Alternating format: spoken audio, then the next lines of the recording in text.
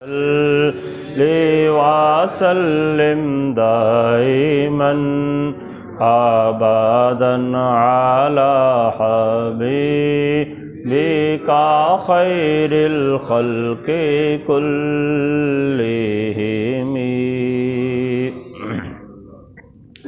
الحمد للہ رب العالمین والصلاة والسلام علی سید الانبیاء والمرسلین، اما بعد فاعوذ باللہ من الشیطان الرجیم، بسم اللہ الرحمن الرحیم۔ الم تر الی الذین اوتوا نصیبا من الکتاب یؤمنون بالجبت والطاغوت ویقولون للذین کفروا ہؤلاء اہدی من الذین آمنوا سبیلا اولئک الذین لعنہم اللہ ومن یلعن اللہ فلن تجد له نصیرا۔ صدق اللہ العظیم۔ احباب دی وقار، آج ہمیں سورۃ النساء کی آیت نمبر 51 اور آیت نمبر 52 پڑھنے کی سعادت حاصل ہو رہی ہے۔ ان آیات میں خالق ارض و سماوات نے یہودیوں کی مذمت فرمائی ہے، اور وہ جو کافروں کو، مشرکین کو خوش کرنے کے لیے مشرکوں سے یہ کہتے تھے کہ آپ مسلمانوں سے زیادہ اچھے ہیں، آپ مسلمانوں کے مقابلے میں زیادہ ہدایت پر ہیں، تو اللہ جل شانہ نے ایسے مشرکوں کی وعید بیان کرتے ہوئے، ان کے لیے رد بیان کرتے ہوئے بعد میں ان کے لیے لعنت کا تذکرہ فرمایا کہ جو لوگ بھی اس طرح کا نظریہ رکھتے ہیں کہ کافر اچھے ہیں یا کافر زیادہ ہدایت پر ہیں، تو ان کے اوپر اللہ تعالیٰ لعنت فرماتا ہے، اور فرمایا جس پر اللہ کی لعنت ہو جائے دنیا اور آخرت میں کوئی اس کا مددگار نہیں ہوتا۔ تو احباب دی وقار، اللہ جل شانہ نے ارشاد فرمایا، الم تر الی الذین اوتوا نصیبا من الکتاب، کیا آپ نے ان لوگوں کو نہیں دیکھا جنہیں کتاب میں سے حصہ دیا گیا تھا، یعنی کتاب کا جنہیں علم دیا گیا تھا، تورات کا جنہیں علم دیا گیا تھا، یؤمنون بالجبت والطاغوت، وہ بت پر اور شیطان پر ایمان لاتے ہیں، وَيَقُولُونَ لِلَّذِينَ كَفَرُوا، اور کافروں کے متعلق وہ یہ کہتے ہیں، هَؤُلَاءِ أَهْدَى مِنَ الَّذِينَ آمَنُوا سَبِيلًا، کہ یہ لوگ ایمان والوں کی بنسبت زیادہ صحیح راستے پر ہیں۔ احباب دی وقار، اس آیہ بینہ کے شان نزول کے حوالے سے تفسیر صراط الجنان میں بھی مختصراً بیان کیا گیا۔ تفسیر نعیمی کے اندر مفتی احمد یار خان نعیمی نے اسے تفصیل کے ساتھ بیان کیا کہ جب غزوہ احد ہوا تو اس سے پہلے نبی علیہ السلام نے یہود کے ساتھ یہ معاہدے کیے تھے کہ اگر کوئی باہر سے بندہ مدینے پہ حملہ کرنے کے لیے آتا ہے تو یہودیوں کو یہ تنبیہ فرمائی کہ تم اگرچہ ہماری مدد بالکل نہ کرنا، لیکن تم نے نیوٹرل لینا ہے، دشمن کا ساتھ بھی نہیں دینا، ہماری مدد بھی نہ کرنا لیکن دشمن کا ساتھ بھی نہیں دینا، ہم جانے اور دشمن جانے۔ لیکن ہوا یہ کہ جب غزوہ احد ہوا تو ان یہودیوں نے دیکھا کہ مشرکین تو کافی تعداد میں آئے ہیں، ان کی کافی طاقت ہے، تو انہوں نے ایک تو اس وقت بھی ان کے ساتھ کچھ نہ کچھ معاملات کرنے کی کوشش کی، اور پھر بعد میں یہ جو تھا یہودیوں کا سردار اس وقت کا کعب بن اشرف اور دیگر، اس نے 70 یہودیوں کو ساتھ لیا، یہ مکہ کے اندر آ گئے۔ مکہ میں آ کر قریش مکہ کے ساتھ انہوں نے بات چیت کی، ان کے مہمان بنے، انہوں نے بڑی مہمان نوازی کی ان کی، اور انہوں نے جا کر مکہ کے اندر مسلمانوں کے بارے میں کفار مکہ کو یہ بھڑکایا کہ تم مسلمانوں پر باہر سے حملہ کرو، ہم چونکہ مدینے میں رہتے ہیں، ہم اندر سے مسلمانوں کی مخالفت کریں گے، تو اس طرح دونوں مل کر مسلمانوں کو اس صفحہ ہستی سے مٹا دیتے ہیں۔ اب یہ اس طرح کی جا کے وہاں پہ ساز باز کر رہے ہیں۔ نبی علیہ السلام نے ان سے معاہدہ کر رکھا ہے کہ اگر دشمن آئیں بھی صحیح تو تم نے ان کا ساتھ نہیں دینا،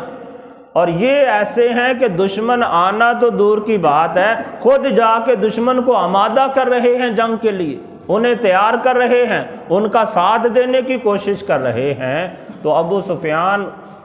رضی اللہ تعالی عنہ وہ ابھی تک اس وقت مسلمان نہیں ہوئے تھے،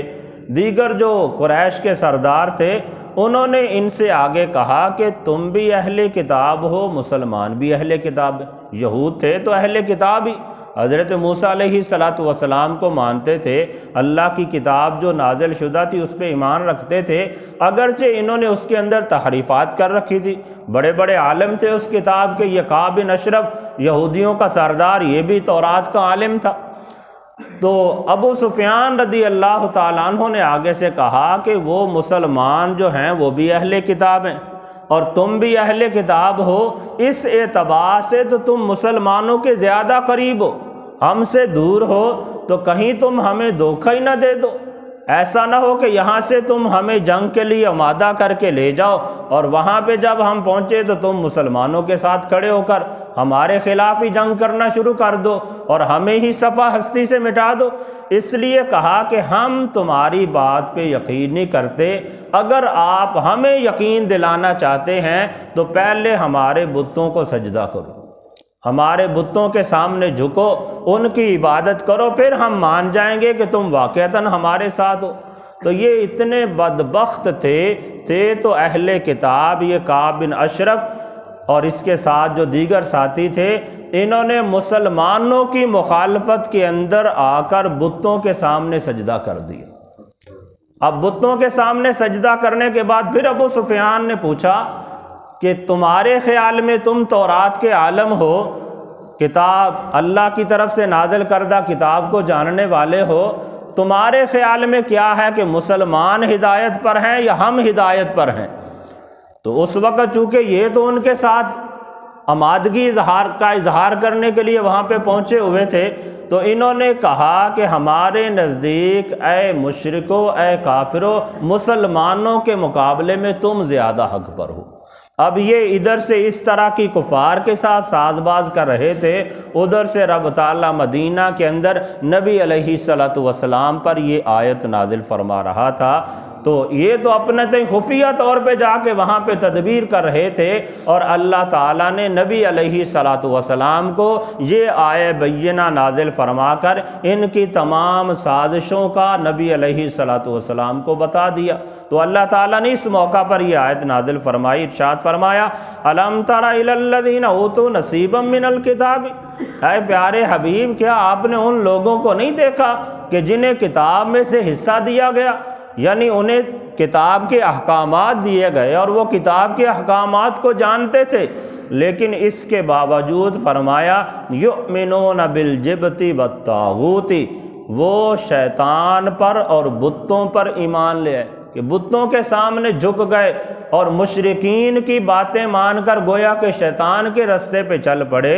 وَيَقُولُونَ لِلَّذِينَ كَفَرُوا، اور وہ کافروں سے کہتے ہیں، جب ابو سفیان رضی اللہ تعالیٰ نے پوچھا نا کہ کون زیادہ حق پر ہیں، تو اس وقت انہوں نے کہا کہ ہمارے نزدیک تو تم ہی زیادہ حق پر ہو مسلمانوں کے مقابلے میں۔ اللہ جل شانہ نے اس کا بھی یہاں پہ اظہار فرما دیا، وَيَقُولُونَ لِلَّذِينَ كَفَرُوا، اور وہ کافروں سے کہتے ہیں هَؤُلَاءِ أَهْدَىٰ مِنَ الَّذِينَ آمَنُوا سَبِيلًا، کہ ہمارے نزدیک ہدایت کے رستے کے اعتبار سے اگر دیکھا جائے تو اے مشرکو تم زیادہ حق پر ہو، تم زیادہ ہدایت پر ہو۔ تو جب انہوں نے اس طرح کی باتیں کی تو رب تعالیٰ نے پھر انہیں ہمیشہ کے لیے دھدکار دیا، قرآن کے اندر ان کے لیے لعنت کا مژدہ سنا دیا، بیان فرمایا اولئک الذین لعنہم اللہ،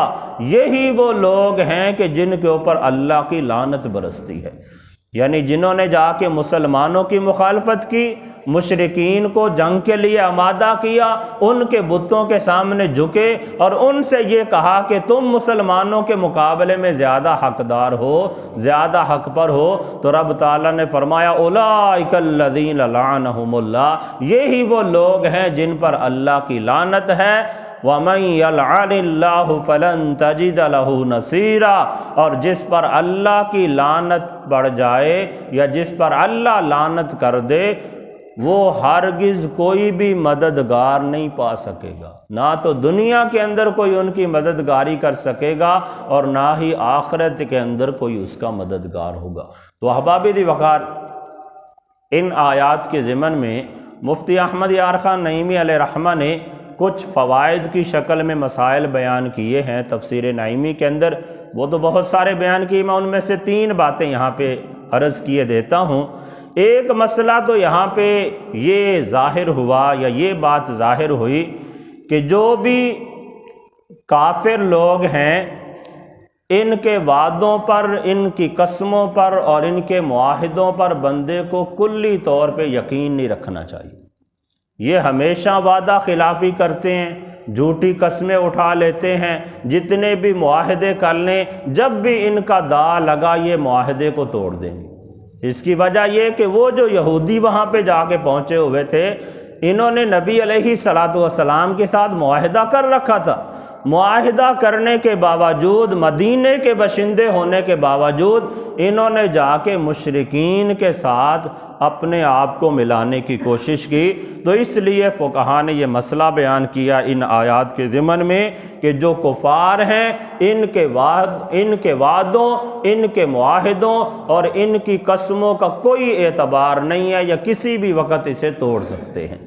دوسرے نمبر پر یہ بیان کیا کہ کافر جتنی بھی قوتیں ہیں مسلمانوں کے مقابلے میں کافر ایک ہیں۔ الکفر ملت واحدہ، کہ کافر سارے کے سارے مسلمانوں کو ختم کرنے کے لیے اکٹھے ہو جاتے ہیں۔ اب وہاں پہ بھی دیکھیں کہ یہود جو ہیں یہ اہل کتاب میں سے ہیں، مسلمان بھی اہل کتاب میں سے ہیں، مشرکین بت پرست ہیں، وہ اہل کتاب میں سے ہیں ہی نہیں ہیں۔ اس اعتبار سے یہودی ایک اعتبار سے مسلمانوں کے زیادہ قریب تھے۔ چاہیے تو انہیں یہ تھا کہ یہ مسلمانوں کا ساتھ دیتے، دین کے اعتبار سے مسلمانوں کے قریب ہیں، وطن کے اعتبار سے مسلمانوں کے قریب ہیں، یہ بھی مدینہ کے اندر رہتے تھے، لیکن یہ مسلمانوں کے ساتھ نہیں ملے، بلکہ مکہ میں جا کر انہوں نے کافروں کے ساتھ دوستی اختیار کی۔ تو اس اعتبار سے فقہا نے بیان کیا کہ جو کافر ہیں یہ چاہے یہودی ہیں، نصرانی ہیں، ہندو ہیں، پارسی ہیں، بدھ مت ہیں، جو بھی کافر ہے مسلمانوں کے مقابلے میں یہ سارے ایک ہو جاتے ہیں کہ مسلمانوں کو ختم کر دیا جائے، اپنے تئیں یہ سارے اکٹھے ہو جاتے ہیں۔ تیسرے نمبر پر ایک بات یہ بھی بیان کی کہ جو بندہ نبی علیہ السلام کا ساتھ چھوڑ کر دوسروں کے ساتھ ہوتا ہے وہ دنیا و آخرت میں ذلیل ہوتا ہے۔ کہ یہی یہودی نبی علیہ السلام نے تو ان کے جان و مال کی حفاظت کی، ان کے ساتھ معاہدے کیے، لیکن انہوں نے جا کر جب کافروں سے گٹھ جوڑ کیا تو رب تعالیٰ نے انہیں اس قدر نیست و نابود کیا، ذلیل و رسوا کیا کہ انہیں مدینہ کے اندر بعد میں رہنے کی اجازت ہی نہیں دی گئی۔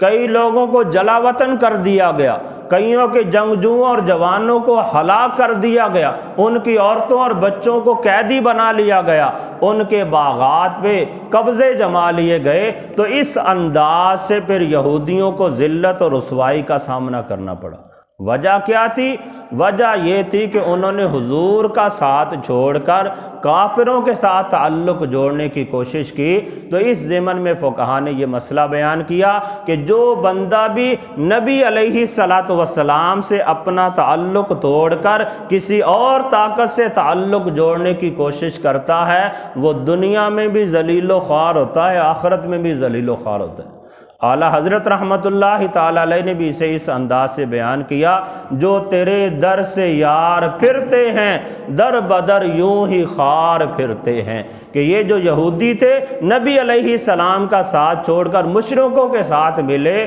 اور پھر بعد میں ذلیل و رسوا ہوئے کہ ان کی زمینیں بھی چھن گئی، ان کے بچے اور عورتیں بھی ہلاک ہو گئیں اور خود بھی انہیں وہاں سے جلا وطن کر دیا گیا، اور جو وہاں پہ رہے تو وہ بھی ذمی بن کر مسلمانوں کو خراج دیتے تھے، مسلمانوں کو ٹیکس دیتے تھے، اور پھر انہیں وہاں پہ رہنے کی اجازت تھی۔ تو اس سے پتہ چلتا ہے کہ نبی علیہ السلام کے ساتھ جب بندے کا تعلق مضبوط ہو تو رب تعالیٰ اسے قوت و طاقت عطا فرماتا ہے، عزت و شان عطا فرماتا ہے، اور جو حضور سے اپنے تعلق کو کمزور کرتا ہے دنیا میں بھی ذلیل ہوتا ہے، آخرت کے اندر بھی ذلیل ہوگا۔ اللہ تعالیٰ کی بارگاہ میں دعا ہے رب تعالیٰ ہم سب کو عمل کرنے کی توفیق عطا فرمائے۔